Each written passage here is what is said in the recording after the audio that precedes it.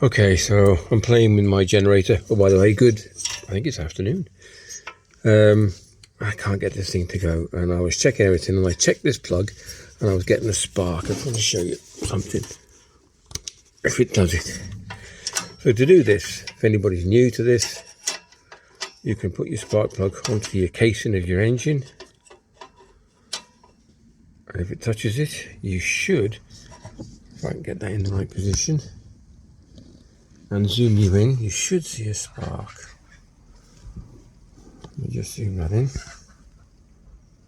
Come on.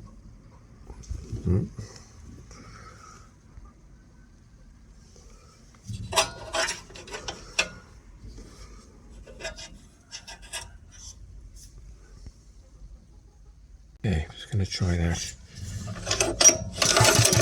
See that? And then nothing. And I couldn't figure it out. I looked at it and thought, well, it's sparking. And then no spark. Right, let me change the plug. Now hopefully I should get a continuous spark. These are brand new. I just picked them up this morning. Fingers crossed.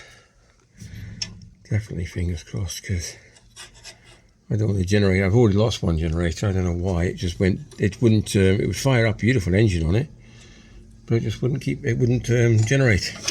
I tried everything they said. It didn't work. Sparking. Sparking. You see that? Sparking. Hopefully. So you see what I mean? Just it sparks for about 3 times on the first spark plug, and then nothing. So hopefully this has solved the problem. So I'll fit the spark plug, and yeah, let's do it while we're here.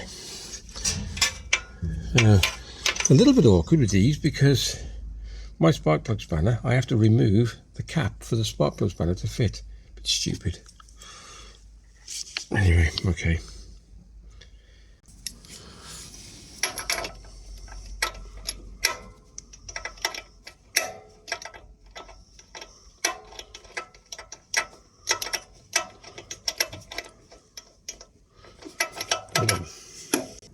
It's always best to start it off by hand, to be honest with you, because I'll see what is cross-threading it.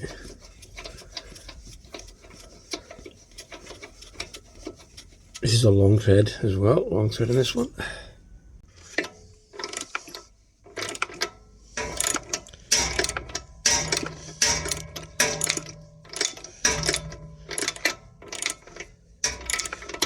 You don't want to over tighten them, because you don't want to damage the thread, so just pinch it.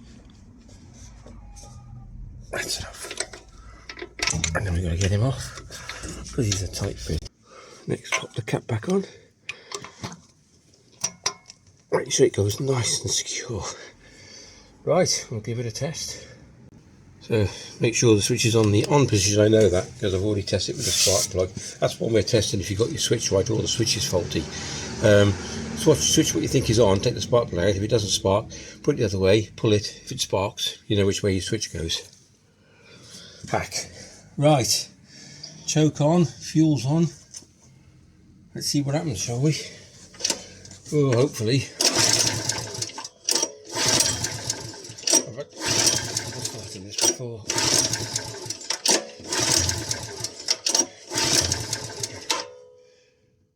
Okay, smells like she's flooded. You can smell the fuel.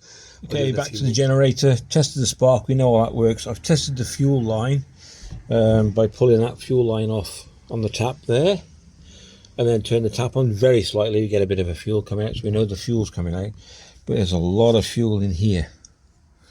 A lot of fuel. So just taking the last. So you take the air cover off. I'll just show you that quickly. So you've got a bit of sponge that fits in there like so. And then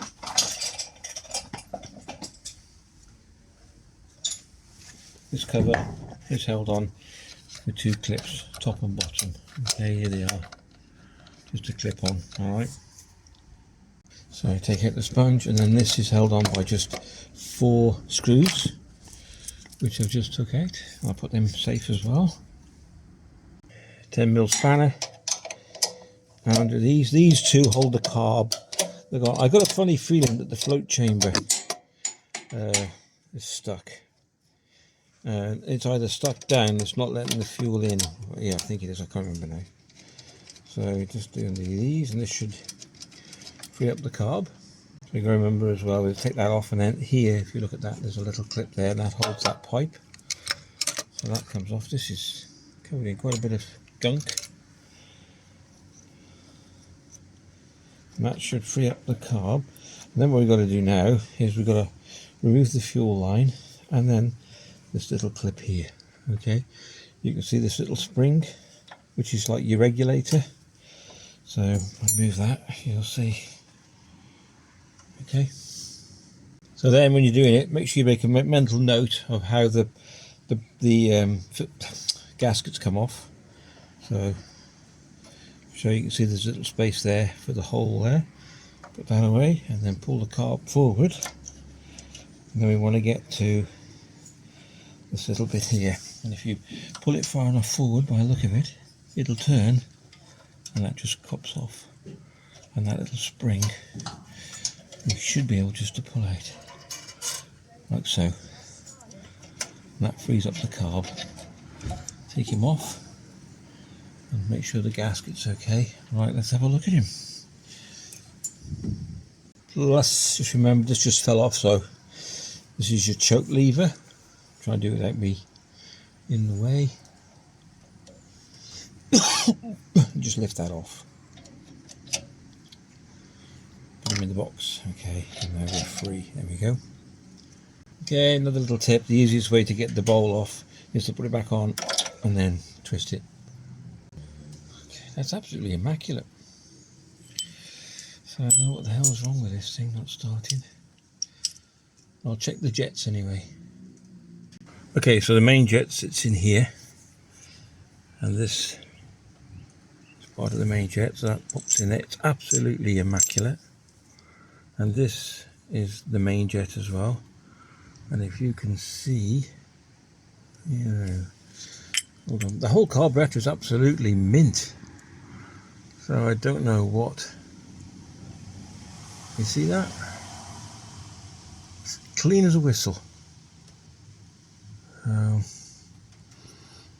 Anyway, not going to get a very good focus on that, I don't think. Try. Anyway, so yeah, it's beautiful. So I don't know what the hell it is. Okay, next is the float chamber.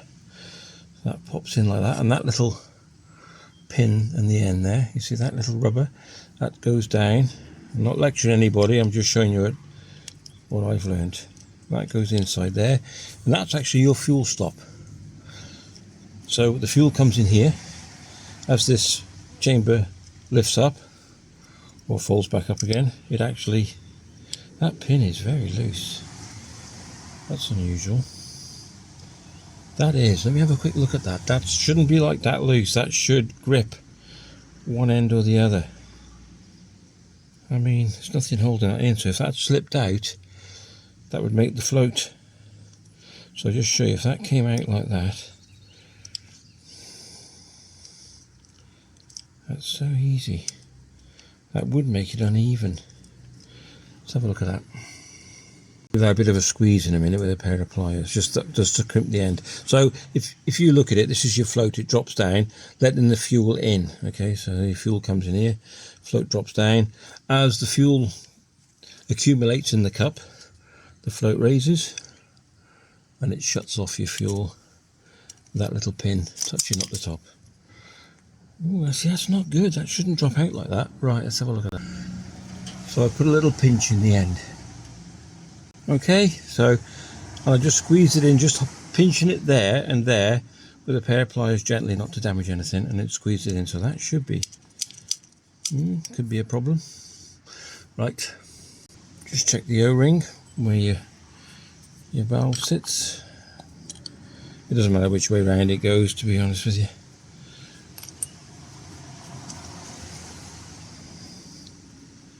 Tighten up in a second, put him back on.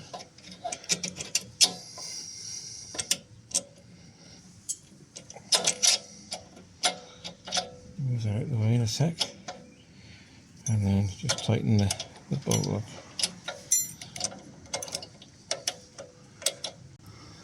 Oh, hold on. Okay, so when we put this back in, then we're going to put the spring back in, so we just loop it over, if you can see that.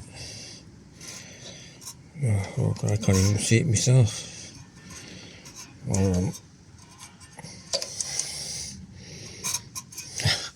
2 secs. Sorry, I just have to pull it forward and then line it up and then put it back on. And then we've got the choke to fit as well, which is this one. And that goes in that hole there, and there's a slot here. So just like so. I'm actually doing this upside down. Okay, so there you go.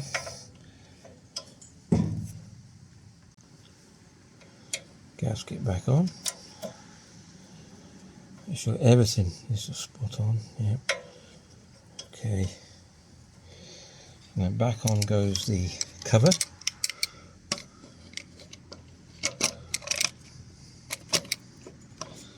Two screws holding that on. My big fat hand's in the way. 2 nuts, should I say? Nuts.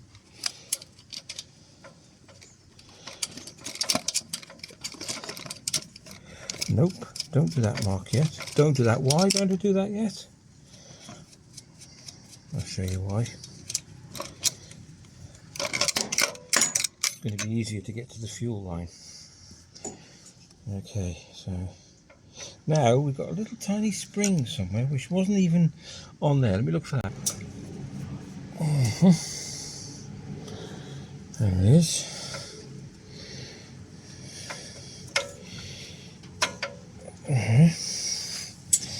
Doesn't do anything by the look of it. It's not a very good spring. Right. Then that little clip, remember, around the side here? There's a little doobery. That fits in there like that. So lift your fuel line up, push that home, and then that fits in there like that. There we go. Right. With that float chamber, what I'm thinking is, if that was the problem, and it got sort of skew whiff, I don't know, I don't really know, but that means the fuel wouldn't shut off. So it'd be flooding, and it was stinking, so it could have been that. Don't over tighten these, you don't want to break them. Just enough so. That'll do, it's nice. Next, put on your air box or your filter holder. Okay, we're leaving the air filter off for now. Fuel on. Hopefully, fuel on. This is your choke. You can tell if the choke's on or off because the vent will close. You'll see the round hole. See a little round hole. That'll, by the way, that's for Lewis. That's off and that's closed. So I'm gonna leave it off for a minute. Okay, fingers crossed. The power's on. I've not got any choke on at the moment, so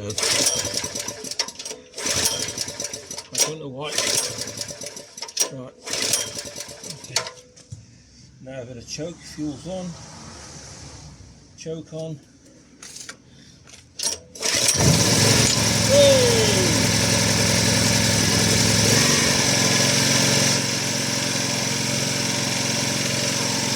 So it looks like it was that plug chamber. There's the voltage. Oh, I'm going to run for a bit. Right. There you go. If you enjoyed the video, please give it a thumbs up and a like. That would be great. Take care, and we will definitely catch you in the next one.